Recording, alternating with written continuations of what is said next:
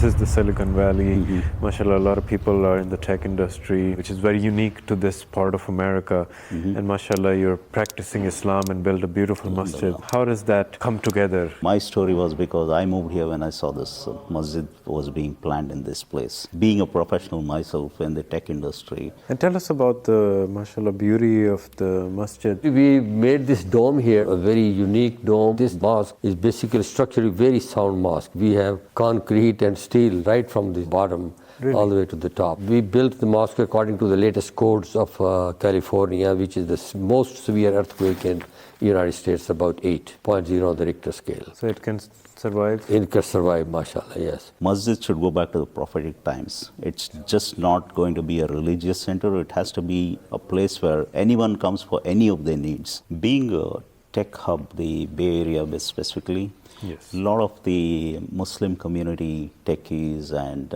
even from other occupation as well, they have been moving into this area, mostly because of convenience which this neighborhood provides, and some of them are even moving because of the masjid. We have programs on weekends, during the week, for kids, for elders, for women, and mashallah, it's a very growing community since we built. Our population has increased tremendously. So why do you care about the environment so much? In Islam, it says don't waste anything. Resource is privilege. It's not like everybody have that one. I mean, if you look at the surrounding of the world, how the chaos or thing is going on, people don't have a clean water to drink. People don't have a food even for a day. And alhamdulillah for Allah Ta'ala that we have abundance, but we should not be wasting any of those. Assalamu alaikum wa rahmatullahi wa barakatuh. This is your brother BUKHAREE on my historic motorcycle journey from Colorado to Alaska, documenting the most iconic masajid. I reached San Jose, California, considered the heart of the global tech industry and the world-famous Silicon Valley. Muslims of this area have established one of the most beautiful masajid in one of the most beautiful parts of America. Welcome to Evergreen Islamic Center. Allahu Akbar, Allahu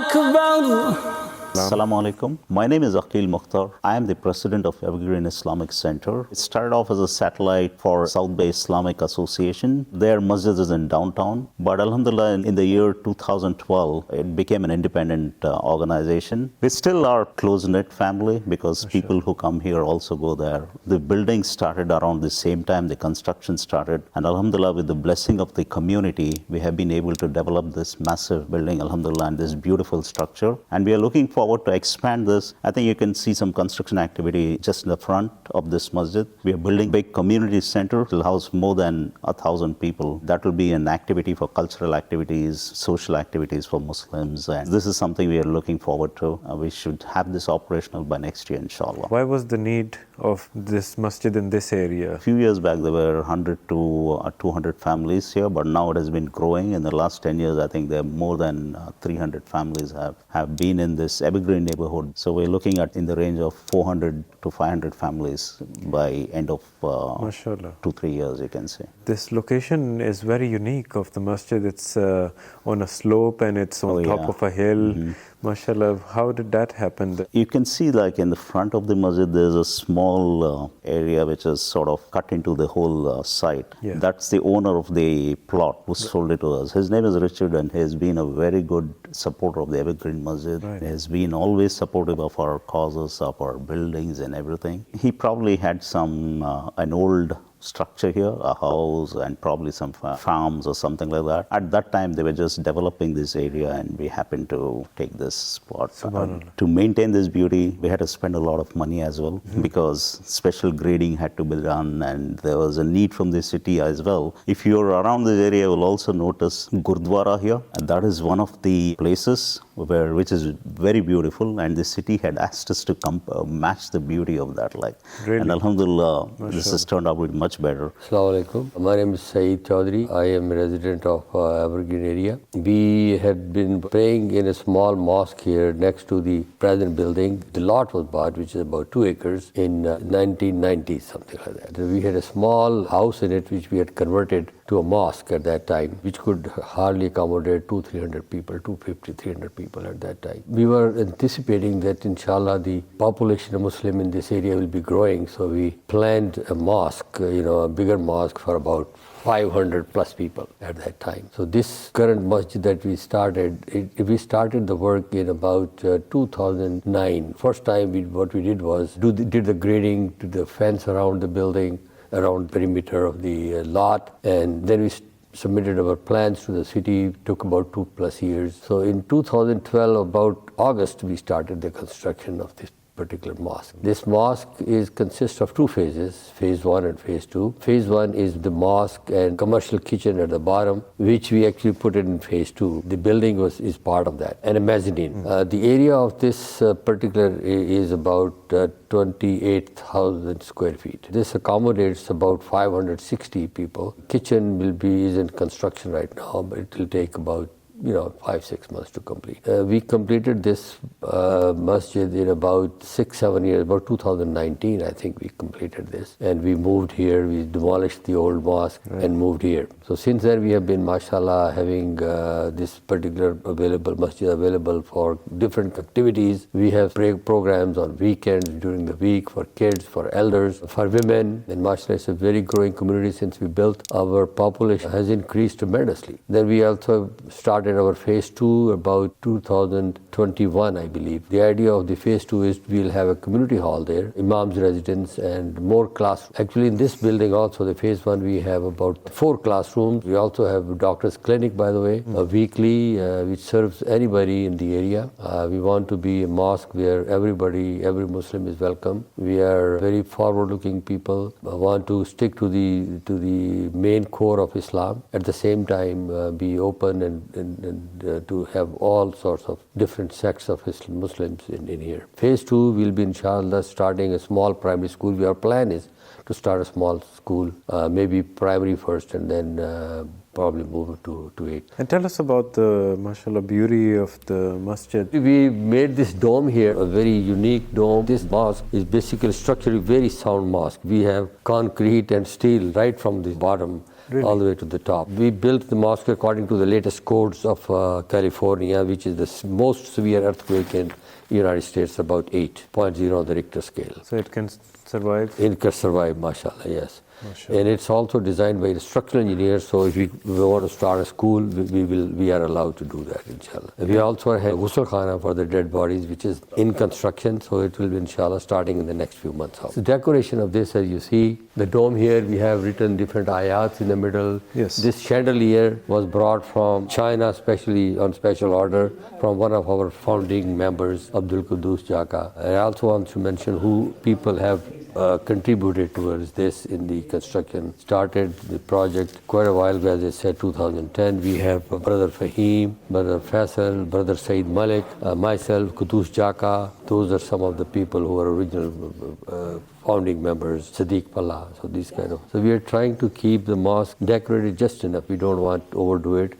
And we now want to concentrate on the community so that the community can participate, do different activities, get connected. And tell us about the inspiration of the mihrab. The name of the masjid is Evergreen, and this Islamic is also green. Yeah, exactly. So you said it yourself. This arches is, obviously represents the Islamic culture. So we want to have a big culture, and then also the main kalma, Sallallahu Alaihi Wasallam. Mashallah, you were telling us that a lot of people have moved after this masjid was built. So, being a tech hub, the Bay Area specifically, yes, a lot of the Muslim community techies and even from other occupation as well, they have been moving into this area, mostly because of convenience which this neighborhood provides, and some of them are even moving because of the masjid. We have to be very kind in appreciating that, because they see that there is a masjid. In fact, my story was because I moved here when I saw this masjid was being planned in this place. Wow. Alhamdulillah. And that's sort of attracting more and more Muslim families, especially in this area. And because of the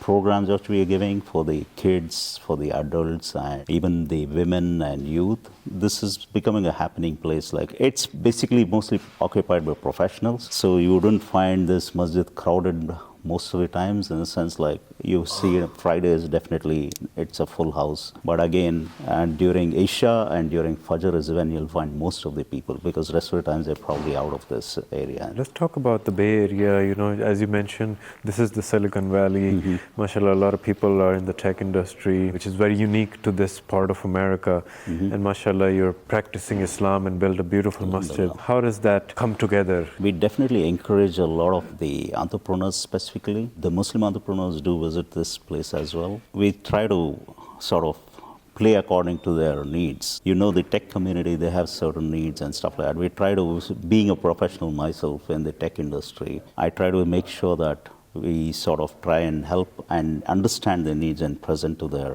especially most of them have growing kids here, and we need to cater to their programs. The kids, for me, the vision should be, Masjid should go back to the prophetic times. It's just not going to be a religious center. It has to be a place where anyone comes for any of their needs. Even from a career perspective, they need some guidance. I'd be sure that they'll find guidance here, because we have the right set of tech professionals, and from even for any industry for that matter, leaders, industry leaders are residing here. Many people with very prominent positions in some of the blue chip companies here, they do reside a couple of miles away from here, and they do visit here. Guidance for the youth is just a stone's throw away. Whenever they need it, the people are ready and very helpful to be here and help guide the youth as well. Subhanallah, for the sake of Allah and the future of Alhamdulillah, this ummah. And tell us, why is it so important, you think, for the next generation to be part of the masjid here in the Bay Area especially? I feel that's one of the most important things. For me as the leader of this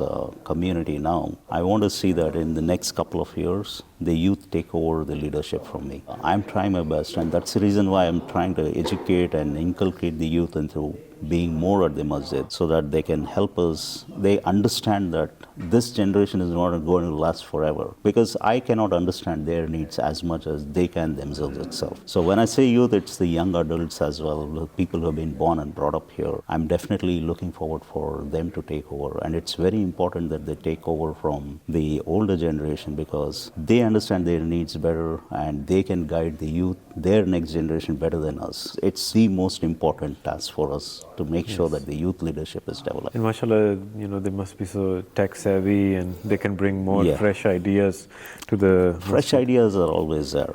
That's the reason why I say fresh set of minds, especially younger minds, they have better ideas than us, and they know what's in need of the generation out there, and we can help them. We can just be facilitators, but they need to be the one who need to initiate this, and that's where the youth leadership is very important. And where do you see this masjid going in the future? Basically, this is a neighborhood masjid, for all I can say. We have planned for future growth. Alhamdulillah, we can see the growing needs especially during Friday prayers and during Eid and stuff like that. Looking at those things and keeping those in mind, we have sort of planned to cater to the need of the people by spreading out here. You can see an open patio here. Mashallah. So alhamdulillah, during Eid and stuff like that, we try to use those areas. And we want to provide all the facilities so that the community can benefit from it. Absolutely. Assalamu alaikum. My name is Javed Iqbal. I'm one of the board member and also an operation director. Also an unofficial muazzin. We how environment friendly our Evergreen Islamic Center is. As we all know, California, we are very forcing too much on environment friendly, zero waste, and we're trying to accommodate all those things. We just implementing our solar panel, plus we implement our 4 charging station for the EV last year. Right now we have 2 stations and each can charge 2 cars simultaneously. Anything we use, we try to use the biocompostable, biodegradable. Recently we implement the irrigation, which is a drip system. Our irrigation is also weather friendly, so it automatically detects the weather, the moisture, and based on that one it use the water. As we know in our hadith and Quran that don't waste anything. We're trying to be zero waste for as much we can. This time the Ramadan, we did all 30 days for iftar and dinner, and we use all biodegradable utensils, plates, plants, educate our teenager, our senior, and I think a couple of time per year we do seminar where we actually invite some of our local scholars who are good in environments, plus some officials who are basically part of our green environment initiative officers. We are hoping that maybe in a year or two we should be 100% zero waste mosque. Why do you care about the environment so much? In Islam, it says don't waste anything. Either you eat or you use anything, or even the water. Resource is privilege. It's not like everybody have that one. I mean, if you look at the surrounding of the world, how the chaos or thing is going on, people don't have a clean water to drink. People don't have a food even for a day. And alhamdulillah for Allah Ta'ala that we have abundance, but we should not be wasting any of those. So that's one of things. And plus, we need to look into the future as well. As much, I mean, population going to grow, is going to use more resources, and this is the time where we can educate our our kids, that how you can be resource savvy, how you can be save the resource, be friendly with the environment, because environment is actually is where we live and breathe, right? If we're not going to take care of that one, then who else is going to take care of it?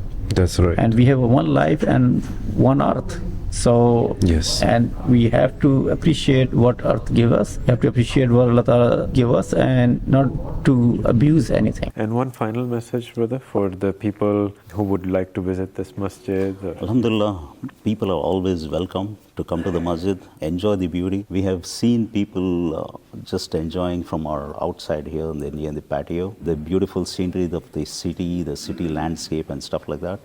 But I would like people to enjoy even the offerings which the masjid gives, especially the programs which it gives, and help us develop better programs. I would say more people come here, we get educated, they get educated, and we build a better future for all of our community, inshallah.